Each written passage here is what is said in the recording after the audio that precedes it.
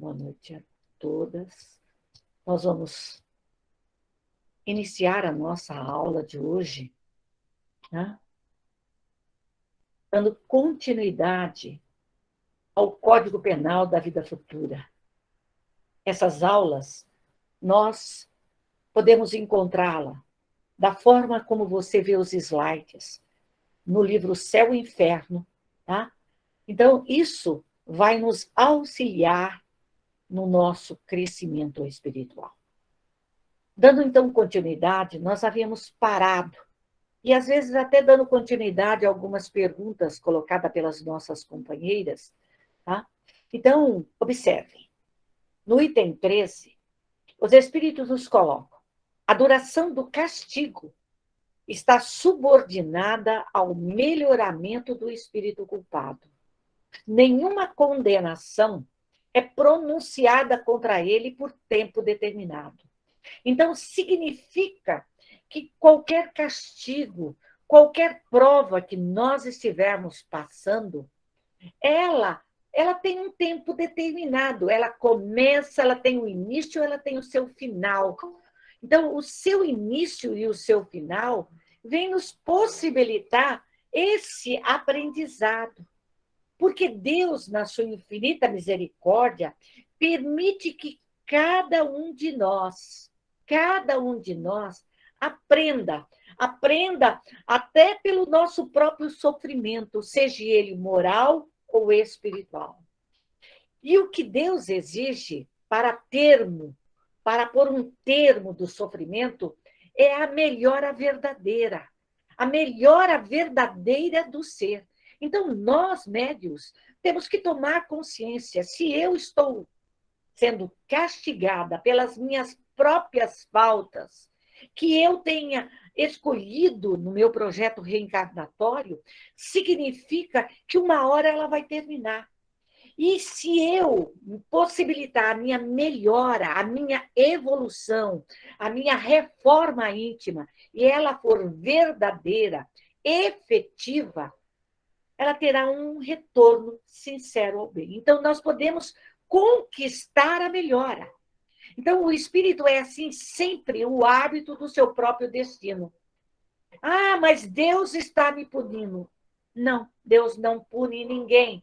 Somos nós mesmos, seres imperfeitos, seres impuros, seres orgulhosos, invejosos, vaidosos, egoístas, que nos punimos, nós erramos, nós matamos, nós tiramos a vida, a alegria, a felicidade de muitos, e hoje nós somos cerceados nessas mesmas finalidades. Então, não adianta culpar o outro, não adianta você pegar o seu karma e jogar nas costas do outro, porque isso não vai acontecer. Os erros são seus, você tem que corrigir, por isso a necessidade de um médium trabalhar, evoluir, estudar, para ele poder reformar-se, melhorar-se. Os nossos erros podem prolongar os nossos sofrimentos, tá? Pelo endurecimento no mal e de abrandá-los. Porque na medida em que eu vou me corrigindo, na medida em que eu vou eliminando as minhas faltas, eu vou melhorando, eu vou sarando, eu vou colocando a minha vida de uma forma melhor, eu vou respirando melhor. E até mesmo abreviá-los, tá? Pelos seus esforços em praticar o bem. Na medida em que eu pratico o bem, na medida em que eu socorro os espíritos, na medida em que eu socorro os meus adversários, os meus obsessores, os meus fascinadores, eu vou aliviando, eu vou corrigindo os meus erros. Se eu matei, eu vou hoje trazer a vida, hoje eu vou trazer o amor, hoje eu vou trazer a paz, eu vou trazer a esperança àqueles a quem eu feri. Uma condenação por tempo determinado, qualquer que fosse esse tempo, teria o duplo inconveniente de fazer o espírito sofrer inutilmente depois de melhorado, ou de cessar antes que ele se libertasse do mal. Então, essa condenação como o homem hoje, a lei dos homens fazem, condena 30 anos. Tá? E esses 30 anos ele tem que cumprir. Não. Na medida em que você vai melhorando, na medida em que você vai reparando, na medida em que você vai passando pelas provas, vencendo as provas, vencendo as expiações, você vai conquistando o bem, você vai se libertando do mal. Deus, que é justo, pune o mal enquanto ele existe e deixa de punir quando o mal deixa de existir. Então, na medida em que nós vamos nos livrando das nossas invejas, dos nossos orgulhos, das nossas maldades, das nossas iquisiras, do mal que nós causamos no passado, tudo vai deixando de existir. Ou, se quisermos, sendo o mal moral a própria causa do sofrimento, este dura somente enquanto aquele subsiste. E a sua intensidade diminui à medida que o mal vai desaparecendo. Então, é aquilo. A doença, na medida em que você vai tomando o remédio, na medida em que você vai se curando, o mal vai desaparecer. E é assim que nós vamos vencer. A duração do castigo, estando subordinada ao melhoramento do espírito, disso resulta que o culpado, que não se melhorasse, continuaria sofrendo sempre, e que para ele a pena seria eterna. Isso nós verificamos através dos depoimentos dos espíritos. Os espíritos nos colocam, aqueles que estão em sofrimento, os nossos obsessores, os nossos rivais, os nossos adversários, eles acham que a pena deles ali, a dor deles é eterna. Quando eles se comunicam, muitas vezes nós encontramos espíritos que estão, às vezes, 50, 100, 200, 500 anos ali em sofrimento. E a misericórdia de Deus nos coloca de uma forma clara que, na medida em que eles serão auxiliados, na medida em que haja o arrependimento de todas as faltas, que o espírito começa a crescer, que o espírito começa a adquirir conhecimento, sabedoria, começa a se melhorar, ele tem uma visão diferente desse Deus de amor, desse Deus misericordioso, desse Deus bondoso e justo que nós temos. Então, tudo depende de nós. Tudo. Uma condição que é inerente à inferioridade dos espíritos é de que não deve ver o termo de sua situação e acreditar que sofrem para sempre. Isso faz com que, para eles, o castigo pareça eterno. Está reafirmando, né? Eu sofro nessa encarnação, então quer dizer, o meu castigo é eterno. Quantas vezes nós encontramos pessoas que lamentam a existência porque o sofrimento delas é imenso, mas elas não param um minuto e elevam o pensamento a Deus e buscam o Criador, esse Criador de bondade. Vem um Criador injusto, soberanamente injusto. E nós sabemos que Deus é bondoso, é misericordioso, que Ele dá oportunidade para que a gente possa ressarcir as nossas faltas, os nossos erros, para que a gente possa corrigir os nossos compromissos, que nós infringimos leis do passado.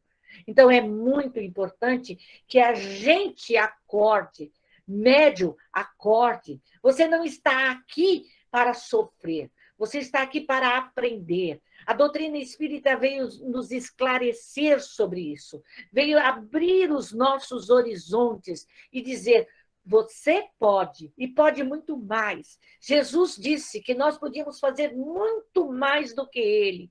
Então, tudo está nas nossas mãos. O arrependimento é o primeiro passo para o melhoramento, mas ele apenas não basta, sendo necessário ainda a expiação e a reparação. Então, não adianta eu me arrepender e continuar no erro. Não adianta eu pedir, às vezes, perdão pelas minhas faltas e continuar fazendo as mesmas besteiras, continuar ferindo, matando a alegria, matando a felicidade, matando os desejos, matando as vontades, matando a vida que nasce, eliminando tudo isso. Isso não vai só resolver. Eu vou ter que passar pela expiação e pela reparação. Arrependimento, expiação e reparação são 3 condições necessárias para apagar os traços de uma falta e as suas consequências. Então, observe, eu tenho que passar. Se eu errei no passado, se eu feri, se eu usei mal a minha mediunidade, se eu usei mal os meus conhecimentos, eu venho, mesmo que eu me arrependa na espiritualidade, eu tenho que reencarnar, eu tenho que corrigir as minhas faltas, eu tenho que ser feliz pela grande oportunidade que Deus me dá para que eu venha apagar todos os meus erros. Quer dizer, eliminar os meus erros. Às vezes, eu não consigo nessa encarnação, mas eu estou tentando. Você, médium, pode também tentar. O arrependimento, ele vem e suaviza as dores da expiação. Por quê? Porque desperta a esperança e prepara a reabilitação. Então, nos dá força. De vez em quando a gente coloca a cabeça assim fora do pântano, que respira e volta de novo a lutar contra os nossos próprios vícios, contra a nossa própria imoralidade, contra os nossos próprios erros, contra as nossas próprias inverdades, contra a nossa preguiça, a nossa vaidade, o nosso egoísmo. Tudo isso, mas a gente luta para arrancar todas essas ervas daninhas que nós trazemos dentro de nós. Ainda falando do arrependimento, da reparação, né? Mas somente a reparação ela pode anular o efeito ao destruir a causa. Porque eu expio e reparo. Eu arrependo, expio e reparo as minhas faltas. Reparar é corrigir, é não fazer mais. O perdão seria uma graça e não uma anulação da falta. Não adianta eu pedir perdão por eu ter ferido, por eu ter machucado alguém. Isso não vai resolver. Eu tenho que reparar as minhas faltas, corrigir as minhas faltas. O arrependimento pode ocorrer em qualquer lugar e tempo. Então, eu posso me arrepender a qualquer momento. A qualquer momento. Se ele for tardio, o culpado sofre por mais tempo. Então, se eu tenho consciência do erro que eu cometi agora, eu tenho que começar a reparar, a corrigir os meus erros. E não esperar 1, 10, 20, 30, 50 ou uma encarnação para me arrepender. A expiação consiste nos sofrimentos físicos e morais que são a consequência da falta cometida. Então, isso a gente observa, tá? Quando eu expio, eu estou sofrendo fisicamente, posso sofrer fisicamente e posso também sofrer moralmente. E isso é uma escolha minha. É escolha minha. Seja desde a vida presente, ou seja após a morte, na vida futura. Se eu não reparo agora, se eu não tenho consciência do que eu fiz de errado nessa encarnação, eu vou levar isso para a espiritualidade e vou sofrer. Ou ainda numa nova existência corpórea, até que os traços de falta tenham desaparecido. Então, quando Jesus nos coloca que a gente tem que se arrepender até o último tio, até o último jota, é aí que está. É a reparação. É o arrependimento. É a expiação. é a reparação, até que tenha desaparecido a nossa falta. Então, você, como a companheira perguntou agora, mas hoje eu tenho uma amizade muito grande com o meu ex. Mas se não reparou, vai voltar. Vai voltar. Que bom que estão harmônicos, para que quando retornarem, o amor poderá se entrelaçar muito mais e ali corrigir as faltas do passado. Então, Deus nos dá sempre esta oportunidade de reparação. A reparação consiste em praticar o bem para aquele mesmo a quem se fez o mal. Então, eu só vou reparar o erro que eu fiz. Eu não vou reparar e não estou sofrendo pelas faltas cometidas pelo meu pai, pela minha mãe, pelos meus irmãos. Eu vou reparar as minhas faltas, os meus erros, para com aquele a quem eu machuquei, para com aquele quem eu feri. Aquele que não repara os seus erros nesta vida, por fraqueza ou má vontade, tornará a encontrar-se numa outra existência, com as mesmas pessoas que ofendeu, e em condições escolhidas por ele mesmo para poder provar-lhes o seu devotamento, fazendo-lhes tanto bem quanto o mal que havia feito. Nem todas as faltas acarretam um prejuízo direto e efetivo. Então, não tem como fugir, não tem como desistir. Não faço nesta, vou fazer na próxima. Não corrijo nesta, vou corrigir na próxima. Isso é a lei, e essa lei é para todos. Nesses casos, a reparação se realiza fazendo-se o que se deixou de fazer, cumprindo-se os deveres que foram negligenciados ou desprezados. Então, por isso, que façamos o melhor, lutemos por melhor, lutemos pela nossa família, lutemos, façamos o máximo pelos nossos pais, pela nossa família, para que não venhamos a chorar amanhã e a se arrepender. As missões em que se tenha falido, praticando-se o bem reparador do mal que se fez. Então, nós todos aqui estamos em missões. Todos nós. Missões maiores, menores, todos nós. Quando não é a missão familiar, tá? É a missão profissional. Todos nós estamos numa missão e temos o dever de praticar o bem, reparar o bem cometido no passado.